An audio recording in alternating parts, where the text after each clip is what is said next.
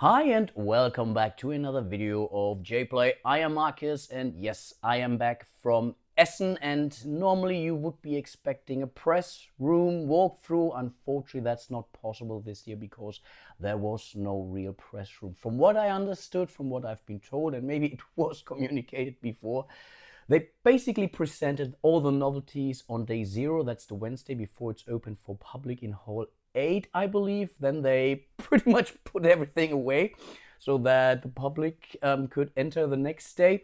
But more or less, no, not forgot, but they didn't put it into a dedicated novelty showroom like they did before. So I have to do things a little bit different this year. So I will walk you through some of my, let's say, experiences, some of the facts from this year's Essen Spiel. I will show you some of the loot I was getting. Not an awfully lot this year, actually, I have to confess, but that's also because I'm still waiting for some of the stuff. I already got some, let's say, newer games before Essen, and I even showcased some of these to you before. But yeah, ultimately, I think, and this is where I need my little cheat sheet here, so apologies for that. I think we have a new visitor record. I think it's over 200,000 visitors, 204,000 visitors from 80 different nations. That is really huge. I believe the number from last year was 193,000 visitors. Overall, there were 1,500 novelties, give or take, from 52 different publishers, also basically from everywhere around the globe. And this is really something I really do enjoy, seeing all these different cultures, all these different people at Essen Spiel. Really great experience. And Thursday and Friday, they were basically sold out even before they even opened the door. I think the news has been shared already on Wednesday, that Thursday, and then a little bit later, I think 2 hours later, so Friday was also sold out. I believe everyone panicked when they read Thursday was basically sold out. And then during the fair, Saturday and Sunday were also pretty much sold out. It didn't really feel extremely more crowded than the years before, because it was something that was really significantly different this year. Was they opened the gates on a public holiday here in Germany, basically a countrywide public holiday. So getting there by car was really easy. So it was really a very swift and swell ride over there. Really cool. I appreciated that, and was really cool. We got to the parking lot without any problems. The thing is, I really expected a whole lot more visitors because of the sold out factor, but it seems that the März Verlag basically thought about this and said, yeah, I mean, let's really get some quotas in there. So I think ultimately the policy was to have not significantly more than 50,000 visitors concurrently basically at the fair each day. And it basically worked out pretty much okay, actually. Yeah, some of the aisles were full, but that's very usual on for Thursday there.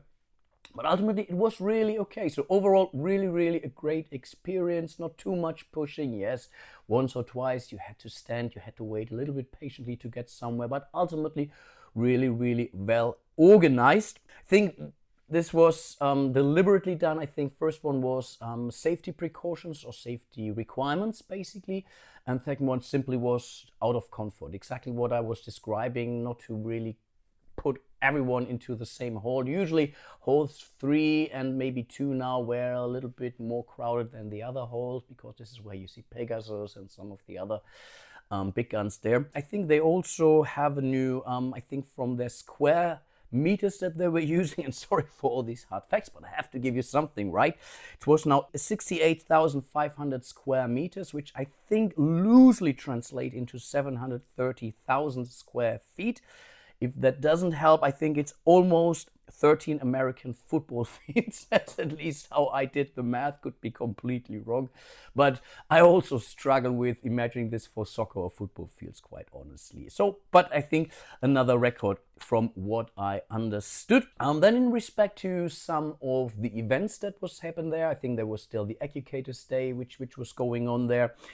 This year, for the first time, they had the Golden Demon, a miniature painting competition. I walked by a really relatively large area in Hall 1, I believe, and whenever I passed there, I really saw a lot of children, little kids, youth painting their miniatures there. They had really a large army of models that could be painted. So really looked pretty nice actually, and a very cool experience for the folks who were there. I think the winner was then announced on Sunday, I believe. One personal highlight for me was that Alea, from one of my favorite rock bands or medieval rock bands out there, Saltatio Mortis, was there. He did give some autograph sessions at the Ulysses booth, I think on Thursday as well, and there were several other things. I think there was a public reading with some of the folks from Saltatio Mortis. But what's really cool is I was basically walking by, it was really full, the line was full, and I said, let's move on, we still have a lot of things to cover today. And then I think 3 hours later, so I simply ran into him basically in hall 4 or so when we were doing our circles there. And he was so nice, such a gentleman, said, yeah, I take a photo with you, that's fine. I could really see he was very, his schedule was crammed and he was very busy, but really nice of you to take your time taking this picture for me. Then there was the Deutscher Spielepreis. This is typically, they are basically announced on the first, 0 day basically, on Wednesday. And it was the German version of Forest Shuffle Mischwald, so congratulations to that. And of course, Meeps was there all the time, so you could see this nice little cat. Yeah, basically, what was it? Yeah, I'm lacking the word now here, basically. But you could see that, you could take photos with you, especially the kids were very behind Meeps, and was really cute, really nice to look at. And I think last but not least, something I wanted to share with you, next year's dates are already carved in stone. It's a little bit later now again. I think they start from, let me check, October 23rd to October 26th next year, so no public holiday. So unfortunately, we will have some more traffic jams on our way to Essen, but that's what it is. And then, yeah, last but not least, I mean, you already have potentially seen some of my loot here. I'm not even 100% sure if that's all, but I mean, yeah, I think it's pretty cool. One of my first purchases actually was the Dark Eye edition of Wizard. Believe it or not, I don't own a copy of Wizard myself, and when I saw that Amigo was publishing Das Schwarze Auge, basically that's the thing that Alea from Saltatio Mortis did. They basically banded together with Essen SPIEL and made this song Finsterwacht. Really great song, by the way. And when I saw this, I really had to go. This was my first purchase, and yeah, Amigo was kind enough to give me a big bag, which helped me to put some of the other things in there. Yeah, you see here, Civolution. Yeah, definitely something I will have to sort out sooner or later. I mean, it's a Stefan Feld game, so it was more or less a no-brainer for me. I think this could easily be the most expensive game I bought. I think it was 90 bucks or so, could be wrong. Then, yeah, of course, Pirates of Maracaibo, the Commanders expansion here. I did do an unboxing on my Instagram account, so if you want to check it out.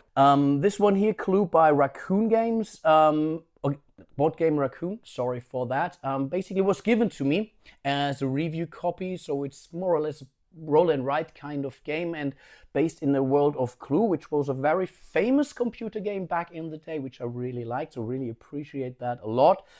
This one here, the Kingdom Legacy Feudal Kingdom from Fricks Games, is a solo game, very much contained in a very small box, but it does come with, yeah, basically 2 expansions, which makes the game, I believe, a little bit more replayable, so definitely expect a playthrough of this sooner or later. 1793 Patriots and Traitors was my, more or less, let's call it impulse buy, actually. I ran by this booth and I saw this. It has to do with the French Revolution of 1789. It's basically the day 2, so everything that happened after they took over. And yeah, definitely, again, my impulse buy here. Rocketman Target Jupiter is an expansion for Rocketman, believe it or not. Yes, Martin Wallace design. And originally, I really thought this was only a demo. Maybe I misread that on the Geek or on the list, but I was really surprised that you can actually buy that. So it was definitely a no-brainer for me. Then you see that here, I'm not sure if you can see that well, we have the War of the Ring expansion, Fire and Sword, more artwork. I believe they now do support up to 6 players and more scenarios, more solo stuff. I will most certainly cover that too. Here we have Rainbow, an ultra cute and an ultra lightweight trick-taking game, actually, which I brought for my daughter. She's very much into unicorns, and this is basically Pegasus, right?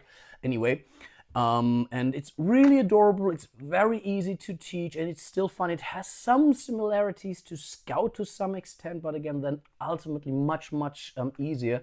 So I could really easily play that with my 7-year-old. She was really pretty able to catch things up. Seven Empires, not even sure if you can see that here or not, by Mac Gertz. That's basically a game I love, and something I had on my radar for quite a while. I think this was out of Camera Angle Kraftwagen Age of Engineering by Matthias Kramer, which is more or less, from what I understood, a re-implementation.